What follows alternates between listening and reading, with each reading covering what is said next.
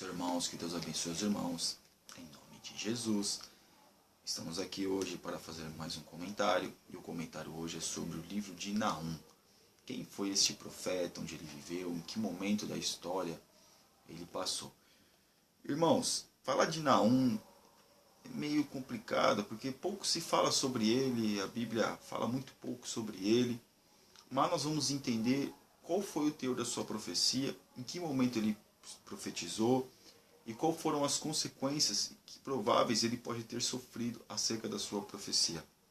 Nós vemos, meus irmãos, abra sua Bíblia em Naum, no livro de Naum, capítulo 1, versículo 1, diz assim: Peso de Nínive, livro da visão de Naum, o Eucocita. Quem era Eucocita? Se a gente for falar Eucocita, a Bíblia fala, eu acho que a única passagem que fala sobre Eucocita é aqui, ou seja, a cidade de Elcós. Elcós, eu estava averiguando e estudando sobre isso, ficava entre Ramá e Galileia, uma cidade bem pequena, provavelmente seria até um vilarejo naqueles dias. Mas nós vemos, meus irmãos, que este profeta ele teve um grande peso naqueles dias.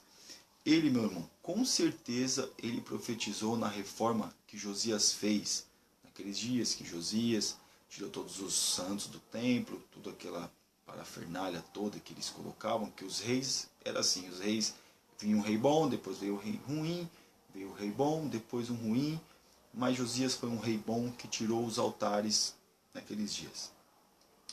E nós vemos, meus irmãos, que Naum ele teve uma importância muito grande. Por que ele teve uma importância muito grande? Porque ele profetiza no momento em que o rei encontra Nínive, que era a capital da Síria, e os ninivitas eram homens terríveis. Mas ele está profetizando, meus irmãos, entre mais ou menos 663, que começa a sua profecia. Alguns dizem 663, alguns dizem 612. Mas o que nós vemos é que ele faz a profecia. E só que eles não têm a data certa. Eles acham, pelos historiadores, que foi na reforma do rei Josias. Mas, irmãos, quando nós falamos acerca de Naum, ele profetiza contra Nínive, e ele é o sétimo profeta dos profetas menores, e só foram 3 profetas que profetizaram como uma nação, para uma nação só, que sua profecia foi direcionada para uma única nação, sendo Jonas, Obadias e Naum. Ele profetiza contra Nínive, mas nós vemos que lá atrás Jonas, que não é o nosso estudo de hoje, mas Jonas ele já tinha profetizado Nínive e eles se arrependeram. Só que neste momento, Deus ele fala que vai vir com juízo. No versículo 3, meus irmãos, no capítulo 3, no versículo 1, diz assim: Ai da cidade ensanguentada, ela está cheia de mentiras e de rapina, não se aparta dela o roubo. Ou seja, ai da cidade ensanguentada. Aqueles homens eram homens terríveis, que faziam coisas terríveis com aqueles povos. E eles estavam em total ascensão, o seu império. Porque eles caíram em 612 a.C., quando os neobabilônios, Babilônia que se juntou com a Pérsia, com os medos, invadiram a Síria e derrubaram aquele império, que era um império, e eles começaram até então, aí a Babilônia veio a dominar tudo. Mas nós vemos, irmãos, que tamanha foi a coragem desse homem. Por que eu falo coragem, meus irmãos? Porque falar dos assírios naqueles dias, só de falar Assíria, os ninivitas, que era a capital, irmãos, as pernas dos homens já tremiam morrendo de medo daqueles homens. Morriam de medo deles. E por que morriam de medo? Como nós falamos, eles faziam coisas terríveis. Eu queria dar aqui 3 exemplos. O primeiro exemplo é que alguns dizem que eles inventaram o sistema da crucificação. Os romanos só aperfeiçoaram. E também, meus irmãos, uma das torturas que eles faziam e matavam, e quando eles faziam isso era em praça pública, era cortar a pele do homem ou da mulher, ou seja lá de quem fosse, porque era prisioneiro de guerra deles. E quando eles faziam isso, eles queriam mostrar autoridade para poder colocar medo mesmo no povo. Eles cortavam a pele com a espada, ia pegando a espada assim, ia cortando a pele do povo, do seu prisioneiro, até ficar totalmente desfigurado. E outro também um pouco mais pesado, mas era uma tortura também que matava, era o empalamento. O empalamento, meus irmãos, era uma estaca que eles enfiavam no ânus da pessoa e que saía na boca, saía pela boca. A estaca, a ponta da estaca saía na boca, perfurando todos os órgãos, matava a pessoa. Isso era uma forma de tortura, para eles colocar temor no povo. Quando este profeta ele vem e começa a profetizar, naqueles dias existia muito misticismo. E os povos eram muito supersticiosos. Alguns dizem, apenas um parênteses, que quando Jonas ele é lançado alguns falam que não é baleia, outros falam que é baleia, mas tá, do grande peixe na praia, lá em Nínive, dizem que lá os povos lá viram ele sendo lançado. E eles naqueles dias adoravam uma entidade que era um peixe. Então por isso que eles acreditaram, ou seja, existia uma superstição, isso é apenas um parênteses, irmãos. Uma superstição, a questão da baleia é um parênteses, mas a questão da superstição é verdadeira. Eles eram muito supersticiosos naqueles dias. Hoje nem tanto, se a pessoa lançar uma profecia, ninguém está nem aí, a pessoa vai dar de ombros e vai ficar muito pouco preocupado. Mas naqueles dias uma profecia era muito pesada. Como nós vemos os reis de Israel. Os reis de Israel torturavam muitos profetas porque profetizavam contra eles. Então nós vemos que para se profetizar contra um povo que era terrível, o camarada tinha que ter muita coragem. Porque se eles soubessem que estava sendo profetizado contra eles, irmãos, provavelmente eles ficavam... que se pegassem esse profeta, meu irmão, sabe lá Deus o que fariam com ele. Então nós vemos que ele teve coragem mesmo de profetizar contra Nínive. É provável que ele não tenha ido até Nínive para poder profetizar contra eles. Ele deve ter ficado em Judá, porque até então Israel já tinha sido dominado pelos assírios, e ainda tinha sobrado a tribo de Judá, que ainda só pagava impostos pesados, como Deus deu o livramento, como no episódio do rei Ezequias. Mas nós vemos, meus irmãos, o que nós temos que guardar é que como esse homem teve coragem. Naum teve uma coragem muito grande, porque os assírios dominavam tudo ali naquele momento. E os outros povos tinham que pagar um imposto muito grande a eles. Quando ele cita a questão da queda da Síria, de Nínive, que seja a capital, porque se a capital cai, com certeza o país cai também. Quando ele faz essa profecia, ele faz uma comparação com uma cidade, Noamon. Noamon, naqueles dias, era uma cidade do Egito, que tinha sido caída, que tinha sido derrubada pelo Império Assírio. E era uma cidade muito populosa, uma cidade em ascensão, uma cidade muito grande, muito poderosa. Mas que então, pelo seu pecado, pela sua transgressão, também caiu, e pela sua soberba. Então ele dá aqui um exemplo que isso aconteceria também com os assírios. Mas quando ele faz essa profecia contra os assírios, o Império Assírio estava muito grande, muito forte. Ninguém imaginava que alguém poderia ir contra eles, se juntar a algum povo e matá-los ou derrubar o seu império. Mas Naum fala, ó, impunidade com Deus não existe não, viu? Pode ficar tranquilo, preocupado. O que se faz é melhor pagar aqui. Porque às vezes a gente fala, se a gente trazer para nós, às vezes as pessoas falam, não, mas eu vou, às vezes paga aqui, ou paga no porvir, no outro mundo. Não, é melhor pagar aqui. Se você fazer alguma coisa, acontece uma situação, é melhor que seja pago.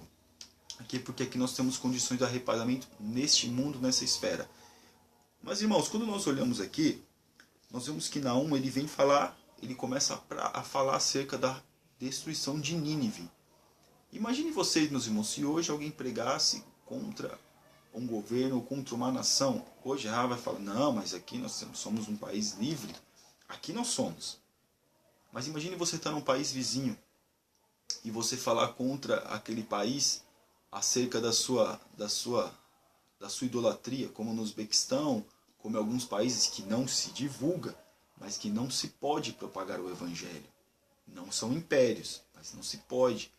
Porque nós vemos que lá atrás, há 150 anos atrás, Jonas vai e prega, eles se arrependem. Se humilham e Deus recebe. Mas nesses dias aqui, eles não se arrependeram.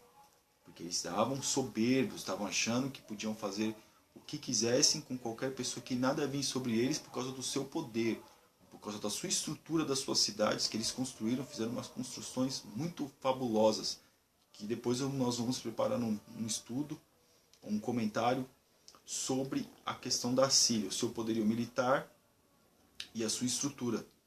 Mas o que nós hoje vamos trazer é a questão da coragem desse profeta. O que muitas vezes nos falta hoje, meus irmãos, é coragem para falar a verdade. E falar a verdade para pessoas que estão acima de nós. Muitas vezes, numa posição eclesiástica, ou às vezes numa posição, sei lá, uma posição na empresa, uma posição econômica. E muitas vezes nós nos calamos. Porque a gente vê Naum, quem era Naum? Uma cidade, uma eucocita, de uma cidade de Elcós, que nem praticamente a Bíblia não fala nada sobre isso, sobre essa cidade. A única menção que nós temos é nessa passagem de Naum, porque nada mais temos sobre essa cidade. Que numa cidade que não tinha, se a gente fosse ver bem, não tinha nenhum poder econômico, não tinha nenhuma relevância naqueles dias, porém tinha um homem corajoso disposto a falar a verdade, a nos dar o exemplo. Porque às vezes a gente vê as coisas registradas na palavra de Deus, a gente vê, não, mas é a história de Naum, que história bonita. Mas já parou para pensar, meus irmãos? Se a gente fosse falar hoje, tivesse o império hoje, nos dias de Hitler, quando Hitler dominou toda a Europa, uma parte da Europa ali, ou toda ela, a única que ele não tinha conseguido dominar, tinha sido a Inglaterra, mas praticamente toda a Europa ele já estava dominando. E alguém se levantasse para falar contra a sua ditadura, ou a sua governância, como seria a vida dessa pessoa? Seria torturada, seria morta imediatamente. Mas nós vemos que muitas pessoas fizeram isso e morreram, literalmente, ou fugiram para outros países, como muitos fugiram aqui para a América do Sul, outros fugiram para os Estados Unidos, alguns fugiram para a Suíça, que eles tinham uma certa, principalmente os alemães poderiam fugir, mas os judeus, praticamente muitos foram mortos e torturados. Mas o que eu quero trazer isso, meus irmãos, é o que situação que Naum profetiza. A situação era essa. Ele profetizou, com certeza, ele estava em Judá e profetizou contra Nínive. Agora você imagine ele de repente profetizando contra ele, fala, a cidade vai ser destruída, Deus vai vir com providência, esse povo vai pagar pelo que eles estão fazendo com os outros povos, porque eles eram povos terríveis e faziam mesmo. E será que alguém não falava para ele assim? É só uma conjectura. Fica quietinho, rapaz. Porque se esses homens pegam você aí, ficam sabendo que vocês estão falando isso aí, olha, vai ser difícil para você, viu? Mas não, meu irmão. Ele falou a verdade e disse, vai vir o juízo. A Síria vai cair. Deus vai entrar com providência. O povo de Deus vai ver que não existe impunidade. Hoje nós estamos vivendo num país que a gente vê a tamanha impunidade que nós temos. Mas com Deus, meus irmãos, não existe impunidade. Guarde bem isso. Com Deus não existe impunidade. A Síria era um reino forte. Aqueles soldados eram os destemidos, não estavam preocupados, não tinham medo, tinham total coragem. Não vai e profetiza contra eles e fala a verdade, fala que eles iam cair. E nós vemos aqui, voltando um pouco, no versículo 3, o Senhor é tardio em irar-se, mas grande em força, e é ocupado não tem por inocente. O Senhor tem o seu caminho na tormenta e na tempestade, e as nuvens são o pó dos seus pés. Essa passagem está aí registrada em Naum, capítulo 1, versículo 3. Deus, ele é tardio. Para nós achamos que ele é tardio. Mas Deus não é tardio não, viu, meu irmão? Quando fala tardio, quem está preso ao tempo é o homem, não é Deus. Para Deus não existe relógio. Para Deus não existe dia, não existe noite. Para Deus não existe tempo. Nós estamos presos ao tempo. Deus não está preso ao tempo. Nós precisamos do sol, precisamos da lua, a terra gira, e nós vemos o dia, vemos a noite, o sol nasce, o sol se põe, a lua chega, a noite chega, mas com Deus não existe isso. Então Deus coloca aqui para nós entendermos a linguagem, que Deus é tardio em irar-se, mas Deus não é tardio. Deus vem na hora certa. Essa linguagem foi usada para nós entendermos. Então aqui não está pregando, está falando acerca, e ele foi muito, muito corajoso. Porque como nós, vou repetir, meus irmãos, se aqueles homens pegassem ele, pelo fato de serem supersticiosos, naqueles dias, como pode? Quem é você para estar falando isso de nós? Quem é você para poder falar, para poder jogar essa profecia contra nós? Qual é o seu Deus? E eles poderiam fazer essa indagação, poderiam questioná-lo. E aí, como é que ficaria? Mas ele teve coragem. Hoje, o que está faltando para nós, os nossos profetas dos nossos dias, é coragem para falar a verdade. Não importa quem é a sua posição eclesiástica que você está, ou quem está acima de você, a posição da empresa. Se Deus mandou, fala. Não tenha medo. Não tenha medo, porque ele foi destemido. Naum foi destemido, não teve medo. Não tinha nada a perder. Porque muitos não falam a verdade, muitos não querem profetizar a verdade, porque tem muito a perder. Uma posição, uma condição financeira, mas Naum, ele não se apegou a isso. Ele poderia ter ficado quietinho, poderia ter ficado tranquilo, mas ele falou a verdade. Ele falou a verdade por uma nação que estava muito superior à nação a qual ele estava, e uma nação que já tinha tomado uma parte de Israel, que era Samaria, já tinha dominado Samaria. Israel na parte sul já tinha sido dominada. O que estava sendo seguro ainda a parte norte, ou não, a parte norte tinha sido dominada, e a parte sul ainda estava ali, intacta. Mas tinha que pagar, vamos dizer assim, tinha que pagar mesmo tributos, e tributos pesados. Mas irmãos, vamos ser como Naum, corajosos. Aquilo que Deus manda, nós falarmos. E Deus vai nos abençoar, Deus vai nos guardar. E a nossa vitória não está aqui. Nossa vitória está nos céus. Amém? Que Deus abençoe os irmãos em nome de Jesus.